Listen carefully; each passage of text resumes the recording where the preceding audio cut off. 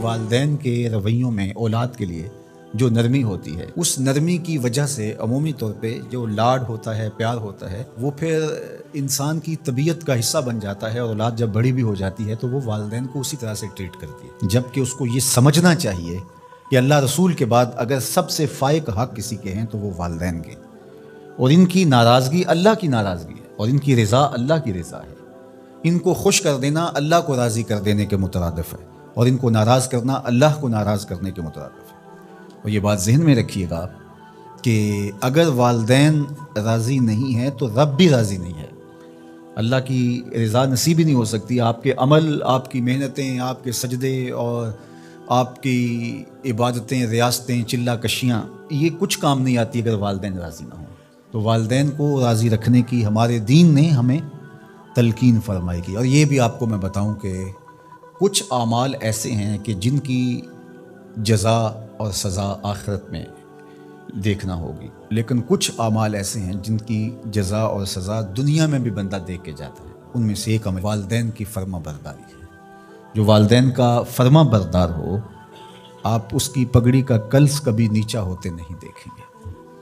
اور وہ گناہ جس کی سزا آخرت میں تو ہے ہی ہے، دنیا میں بھی ضرور ملتی ہے، وہ والدین کی نافرمانی ہے۔ اس شخص پہ نشان لگا لیں جو ماں باپ کا بے ادب اور گستاخ ہو، آپ اس کو دنیا پہ بھی رسوا ہوتا پائیں گے، دنیا پر بھی وہ سرخرو نہیں ہو سکے گا۔ دنیا کے اوپر جتنے لوگ بھی سرخرو ہوئے ہیں، کامیاب ہوئے ہیں، چاہے وہ مسلمان ہیں چاہے وہ کافر ہیں، آپ اگر ان کی تاریخ پڑھیں تو آپ کو نظر آئے گا کہ ان کے پیچھے ان کے والدین کی دعائیں ہیں۔ اگر والدین کی دعائیں نصیب ہیں تو انسان سرخرو ہوتا ہے، اور اگر والدین کی دعائیں حاصل نہیں ہو پاتی تو محنتیں بھی انسان کی عکاست چلی جاتی ہیں۔ تو یہ وہ نیکی ہے، یہ وہ عمل ہے کہ جس کا صلہ دنیا میں بھی اور آخرت میں بھی ملتا ہے، اور یہ بدعملی والدین کی نافرمانی ایسا جرم ہے کہ جس کی سزا دنیا میں تو ہے ہی ہے، آخرت میں بھی، اور دنیا میں دونوں میں اس کو جو ہے وہ حاصل کرنا پڑتی ہے۔ والدین نیکوکار ہوں، صالح ہوں، پاکیزہ عمل ہوں تو ان کی تو عزت اولاد کرے گی ہی کرے گی۔ والدین برے ہی کیوں نہ ہوں، یا والدین بہت گناہ گار ہیں، شرابی ہیں اور بدکار ہیں اور اعمال بد ہیں، تو ان کی توہین نہیں کی جائے گی، اور اس بد اعمالی کی وجہ سے ان کے لیے دعائے خیر کی جائے گی۔ حتیٰ کہ والدین کافر بھی ہوں تو ان کا کفر اپنی جگہ پہ، لیکن اولاد ان کافر والدین کی بھی توہین نہیں کرے گی، ان کے ساتھ وہ حسن سلوک کرے گی والدین ہونے کے ناطے سے، اور نیکوکار ہوں، صالح ہوں تو پھر ان کے تو حقوق اور زیادہ عائد ہو جاتے ہیں۔ تو ماں باپ کے ساتھ ہمیں حسن سلوک کرنے کی تلقین کی گئی ہے۔ اچھا، یہاں اولاد کے لیے کبھی مسئلہ بن جاتا ہے، ماں کچھ اور کہہ رہی ہوتی ہے اور باپ کچھ اور کہہ رہا ہوتا ہے۔ اب اولاد کس کی اطاعت کرے؟ ماں کا حکم الگ ہوتا ہے اور باپ کا حکم اس سے مختلف ہوتا ہے، دونوں کے حکموں کو ساتھ لے کر اولاد نہیں چل پاتی۔ اب کیا کرے؟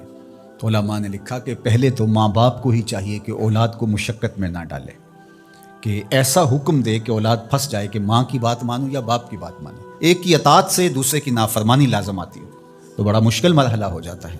تو والدین کو اتنا خیال اور اتنا لحاظ رکھنا چاہیے کہ ان کو مشقت میں نہ ڈالے، ایسا حکم نہ دیں جو وہ بجا نہ لا سکے، جو ان کے لیے پورا کرنا مشکل ہو۔ اور بالخصوص ماں باپ کی لڑائی کے اندر اولاد جو ہے وہ پس کے رہ جاتی ہے، ماں کی بات مانی تو باپ ناراض، باپ کی بات مانی تو ماں ناراض۔ تو اس میں ایک تو والدین کو ہی چاہیے، لیکن کبھی اولاد پھنس جائے تو مسئلہ شرعی سن لیجئے، وہ یہ ہے کہ گھر کا حاکم جو ہے وہ مرد ہے، تو اگر ماں اور باپ دونوں کے احکام آپس میں ٹکرا رہے ہوں تو حکم مقدم ہوگا باپ کا، تو اولاد کے ذمے باپ کے حکم کو ماننا ضروری ہے، لیکن خدمت میں مقدم ہوگی ماں۔ جب باہر سے بچہ آتا ہے تو کھانے کے لیے یا کوئی چیز، یا رات کو ٹانگیں دبانے بیٹھتا ہے تو خدمت میں مقدم ماں ہوگی، لیکن حکم کی تعمیل میں مقدم باپ ہوگا۔ تو شریعت اسلامیہ نے ہمیں یہ حکم دیا، چونکہ خدمت میں یہ جو حدیث میں نے آپ کے سامنے رکھی ہے، تو صحابہ نے حضور سے جب پوچھا کہ ہمارے حسن سلوک کا سب سے زیادہ مستحق کون ہے، تو فرمایا اماں کا، تیری ماں۔ پھر کہا ثم من، پھر کون؟ تو پھر فرمایا اماں کا، تیری ماں۔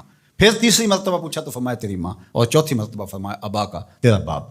تو اس اعتبار سے خدمت میں ماں مقدم ہے، لیکن تعمیل حکم میں باپ مقدم ہے۔ تو باپ اور ماں یہ اللہ کی رحمتوں کے دو روپ ہیں۔ اللہ نے باپ کے سینے کے اندر بھی ایک اولاد کے لیے محبت کا جہاں آباد کیا ہے، اور ماں کی ممتا اور ماں کا پیار اور ماں کی الفت، یہ تو ایک کائنات ہی الگ ہے۔